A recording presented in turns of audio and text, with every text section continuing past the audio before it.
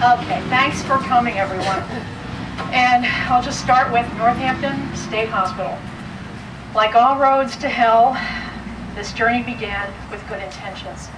A place to help people, beautiful building, soaring architecture, nice surroundings, good food, healthy environment for healing of body and soul. How did something that began with such noble ideals end up to be so damaging, damning, and deadly? Easy. Early on, the darker side of human nature took over. This place very quickly became a convenient place to put inconvenient people. Yep. It was easy to think that patients were being healed in the same way that students sent to Belchertown State School were being taught. It was a social euphemism that conveniently hid a much darker truth. The truth that people were in actuality being warehoused and locked away from polite society, not for their own good necessarily, but for the good of the people they left behind.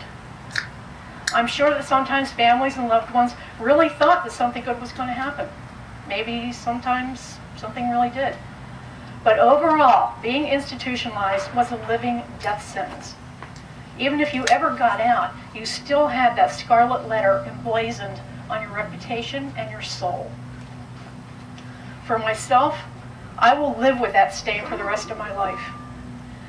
Even today, many years after my journey through this place, I still feel apart from the rest of society.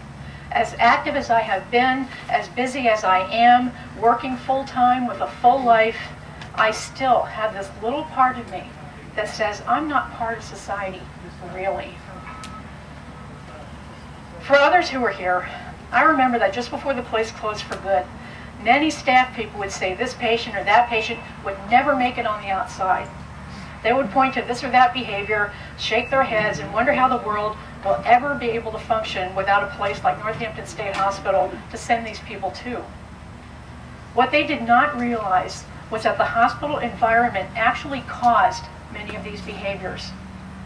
Once these people were removed from here and basically retrained in how to cope with life in the community, these behaviors improved or totally disappeared. There have been a few other ex-patients who missed this place. They frankly missed the security. They missed being taken care of, missed not having to deal with the outside world.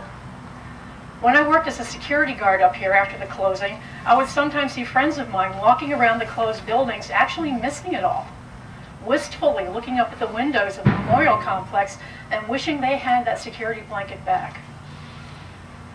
I hate to say it, but these folks learned their patient roles well and had a lot of trouble making the adjustment back into regular people, or as regular as society would allow them to get, scarlet letter and all. Indeed, it was the memorial complex that we were all in over here. There are a few people left now who are housed in the main building, or as we called it, the main administration building, or as the preservationists called it, Old Main. It's kind of a wistful quality. The Gothic monstrosity that is finally now gone.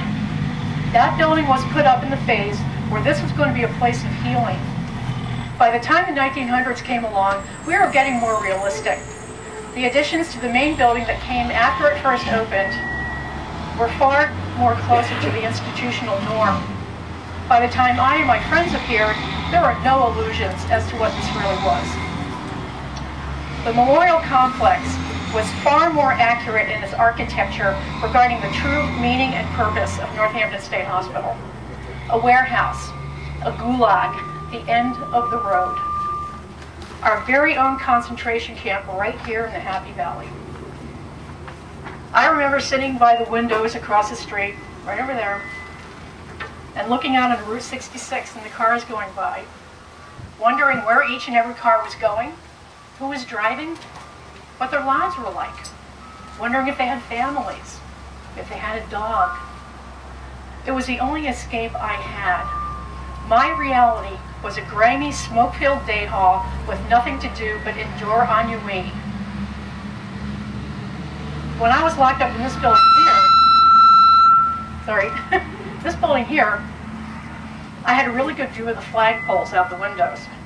I looked up at the flag of Massachusetts and thought, wow, I'm a prisoner of the state. What did I ever do to get to this place?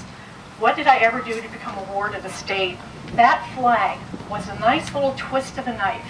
It symbolized just how deep the problem of institutionalization went and symbolized just how difficult it would be to change things. So, change did begin at the state level, instigated by the legal community, led by Steve Schwartz and Bob Fleischner, and the Center for Public Representation. Bob? Okay. Back at the beginning of the consent decree, the state of Massachusetts actually said to our lawyers, yes, sue us. We know it's bad. Give us the tools we need to make the changes we need to make. Give us a legal instrument we can use to enforce these needed changes. And poof, the consent decree was born. Well, maybe not. Now, what were we up against? Mental health professionals who truly did not believe we could ever get better and be able to live in the outside world. A general public who did not want us around, and definitely not in their backyards. It would be an uphill battle all the way. Add to that the people who were employed here and did not want to lose their jobs. Northampton State Hospital had taken on a life of its own. It was the elephant in the room, the thing that no one ever wanted to talk about, but was an unavoidable fact of life in Northampton and the region. We needed legislation to finally kill the beast.